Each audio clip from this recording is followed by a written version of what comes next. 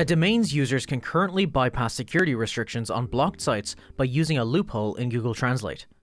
By visiting the Google Translate page, users can input a blocked site, then click the URL to view a version of that site that bypasses any restrictions. To counter this method, you can use GAT Shield to block users from accessing sites through Google Translate. To do this, first open GAT Shield, then go to the Configuration menu and select Site Access Control.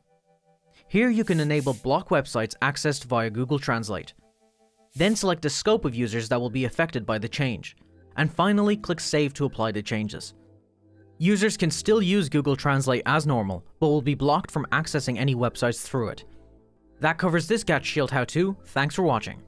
If you enjoyed this GAT Labs video, please like and subscribe and ring the bell for regular updates. You can also get a free 15-day trial of GAT Plus by following the link in the description.